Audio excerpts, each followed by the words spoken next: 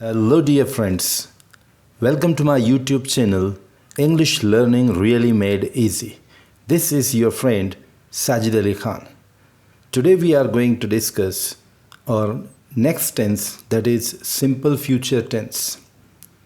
In this chapter, we are going to talk about definition of simple future tense, structure of simple future tense, master example of simple future tense, and the most important part, differences among simple present, simple past, and simple future tenses. And last but not the least, uses of simple future tense. So let's get started.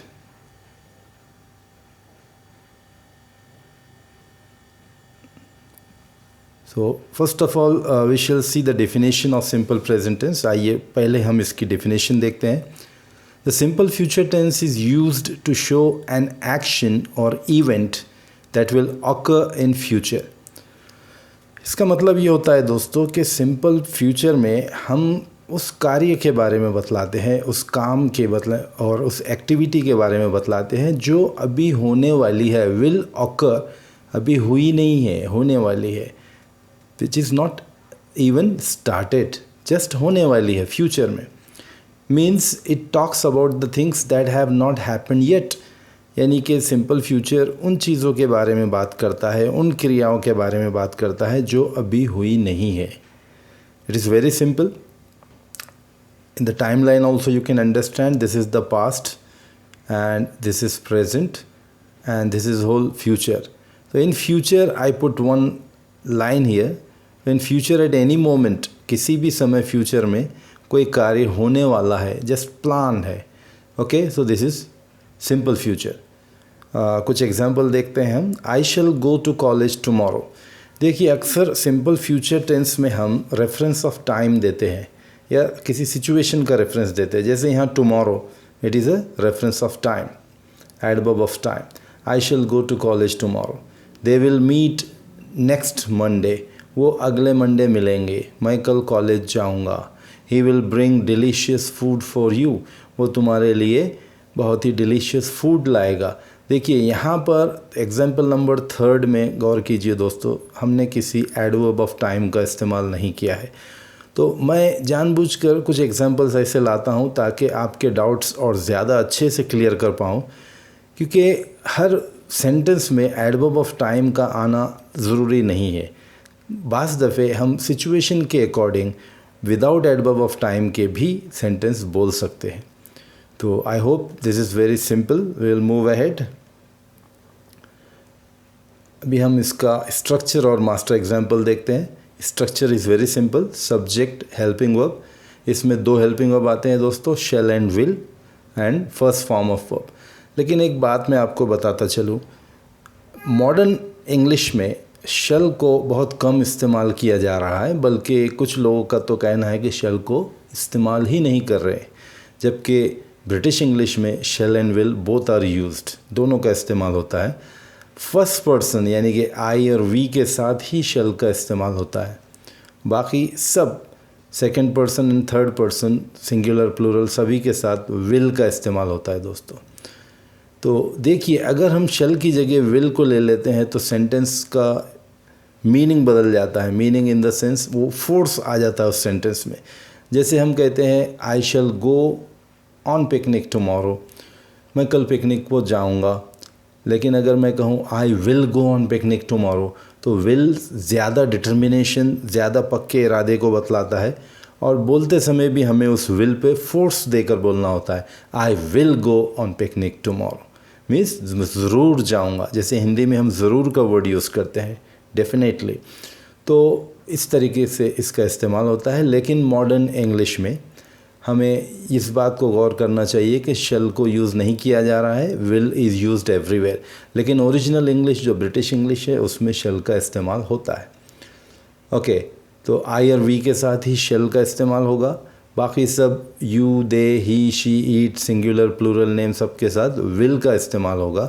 और verb का हमेशा first form आएगा दोस्तों. जैसे मैंने यहाँ बतलाया V1, यानी वर्ब का फर्स्ट फॉर्म ही आएगा. फ्यूचर टेंस में कोई सफिक्स नहीं लगता है, याद रखिए. पास्ट टेंस में भी कोई सफिक्स नहीं लगता है. सफिक्सेस सिर्फ सिंपल प्रेजेंट टेंस में लगते हैं, S E S and I E S. आप अगर याद कर रहे हो तो आपको याद होना चाहिए कि हमने बहुत डीप में उसकी स्टडी की थी, S E S and I E S, जो सिर्फ सिंपल प्रेजेंट में लगता है। सिंपल पास्ट और सिंपल फ्यूचर में कोई सफिक्स नहीं लगते हैं, सिर्फ एडवर्ब ऑफ टाइम आप दे सकते हो और सेंटेंस कंप्लीट हो जाता है। आइए अब हम बहुत ही इम्पॉर्टेंट पार्ट इस चैप्टर का, तीनों सिंपल टेंस के बारे में हम डीप में डिस्कशन करते हैं। हम यहाँ देख लेंगे कि किस तरीके से सिंपल प्रेजेंट, सिंपल पास्ट और सिंपल फ्यूचर एक दूसरे से मुख्तलिफ है, डिफरेंट है। In simple present and simple future V1 is used while in simple past V2 is used. देखिए दोस्तों, ये मेरा फॉर्मूला है कि सिंपल प्रेजेंट और सिंपल फ्यूचर में सिर्फ V1 का इस्तेमाल होता है, जबकि सिंपल पास्ट में ओनली V2 का इस्तेमाल होता है। आपको एक बात बतला दूँ, शायद आपने गौर किया होगा, V2 का इस्तेमाल सिर्फ और सिर्फ पास्ट टेंस में, सिंपल पास्ट टेंस में होता है, और कहीं भी किसी भी जगह ग्रामर में V2 वर्ब के सेकंड फॉर्म का इस्तेमाल नहीं होता है। जबकि V1 तो हर जगह आता है, ING लगाकर कंटिन्यूस में आ जाता है, SES लगाकर सिंपल प्रेजेंट में आ जाता है, और सिंपल फॉर्म में आकर सिंपल फ्यूचर में आ जाता है। लेकिन और V3 जो वर्ब का फॉर्म होता है दोस्तों, वो हर जगह, हर परफेक्ट टेंस में और हर पैसिव वॉइस में आता है। लेकिन V2 is the only form of verb जो सिर्फ सिंपल पास्ट टेंस के लिए ही बना है। देखिए, हम इसकी कंपैरेटिव स्टडी करते हैं। हमें ये सब याद होना चाहिए दोस्तों, ये पूरे हेल्पिंग वर्ब्स। सिंपल प्रेजेंट में डू और डज का हेल्पिंग वर्ब यूज़ होता है। हमने अपने टेंस में डिस्कशन के दौरान देखा नहीं, क्योंकि हमने वहाँ पर सिर्फ अफर्मेटिव सेंटेंस की स्टडी की है। नेगेटिव और इंटरोगेटिव, जैसे कि मैंने बतलाया पिछले वीडियो में, मैं उस पर सेपरेट वीडियो बनाने वाला हूँ, वहाँ पर हम इनकी डिटेल में डिस्कस करेंगे। तो डू और डज सिंपल प्रेजेंट में यूज़ होते हैं। डिड, ये जो हेल्पिंग वर्ब है, ये सिंपल पास्ट में यूज़ होता है, और शैल और विल सिंपल फ्यूचर में यूज़ होते हैं। आइए हम उनकी एग्जांपल देखते हैं। मैंने सेम सेंटेंस को तीनों टेंस में घुमा दिया है ताकि आपको उसमें होने वाले चेंजेस अच्छे से समझ में आए। जैसे आई शैल कंप्लीट माई होमवर्क डेली, तो ये सिंपल प्रेजेंट है। मैं रोज़ अपना आई कंप्लीट माई होमवर्क डेली, मैं रोज़ अपना होमवर्क कंप्लीट करता हूँ, ये सिंपल प्रेजेंट टेंस है, जो काम रेगुलर होता है।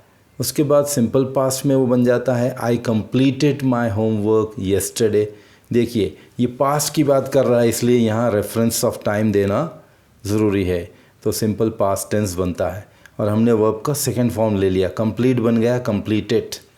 ठीक है, अब सिंपल फ्यूचर में आई शैल कंप्लीट, जैसे कि मैंने कहा, सिंपल फ्यूचर और सिंपल प्रेजेंट में ही V1 इस्तेमाल होगा, और सिंपल पास्ट में V2, यानी कि second form of verb.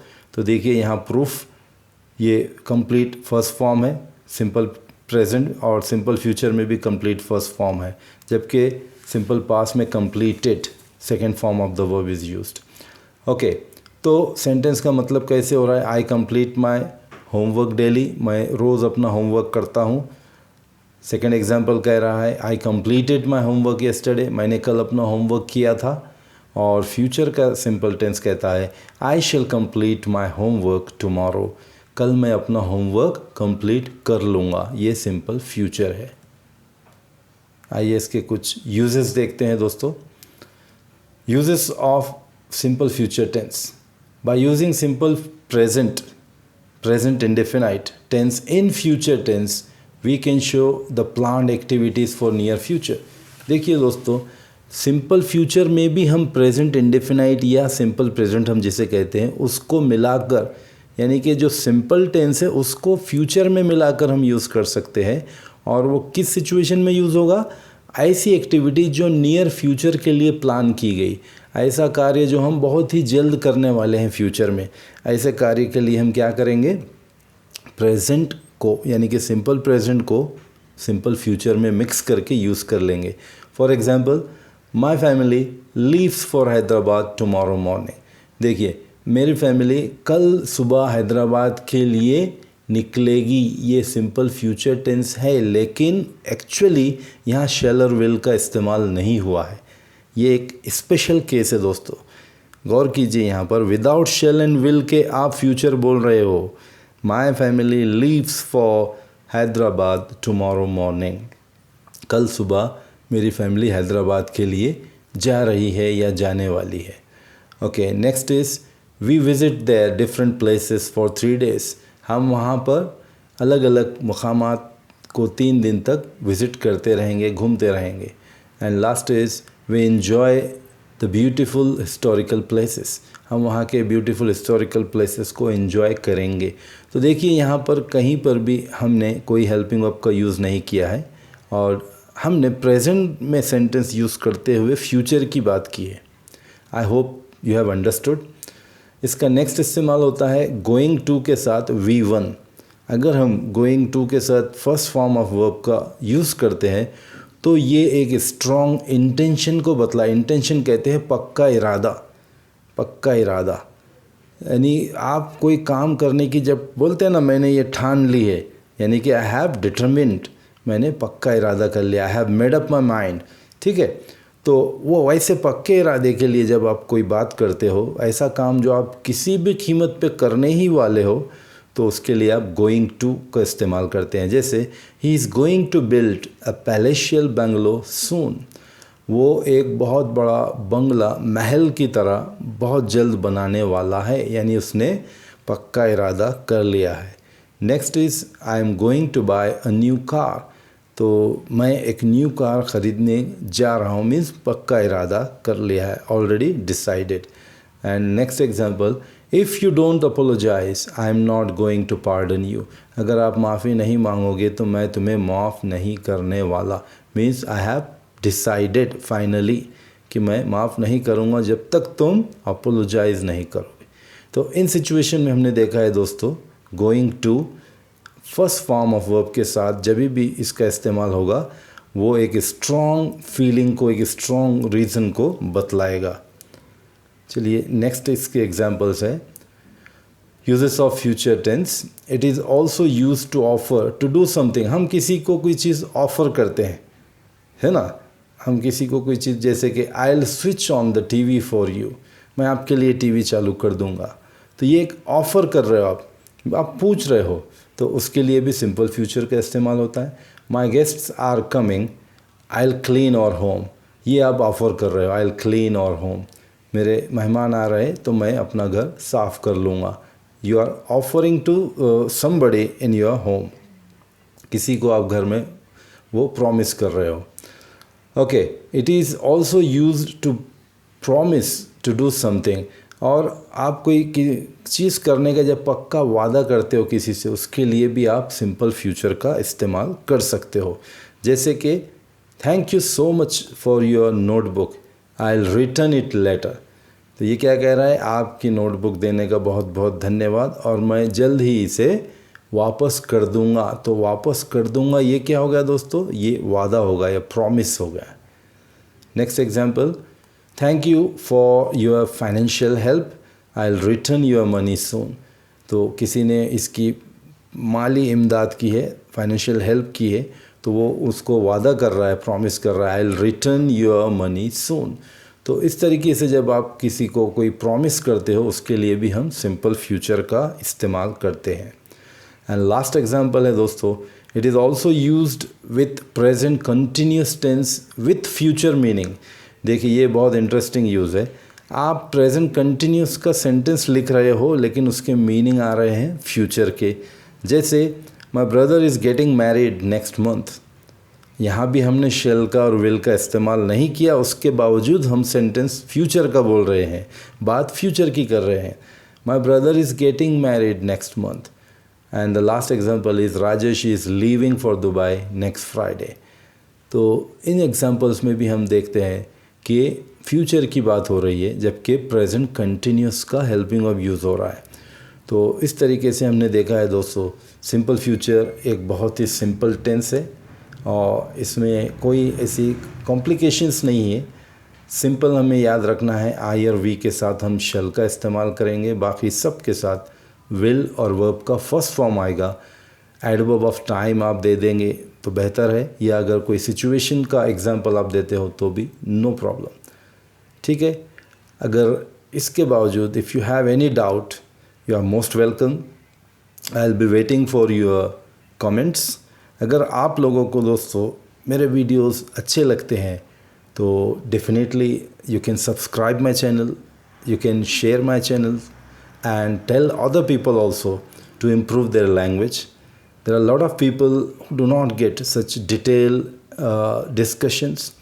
Problems के बारे में ज़्यादा डीप में डिस्कशंस अवेलेबल नहीं है, इसीलिए मैंने डिसाइड किया है कि पूरा entire grammar of English language and academic courses को मैं बहुत ही बारीकी में डिटेल में जाके डिस्कस करूँगा, ताकि हर मीडियम के बच्चे को वो समझ में आए, चाहे वो इंग्लिश मीडियम हो, सेमी इंग्लिश, उर्दू, हिंदी, मराठी, कोई भी मीडियम का बच्चा हो, उसे वो पूरा समझ में आना चाहिए। That is my intention.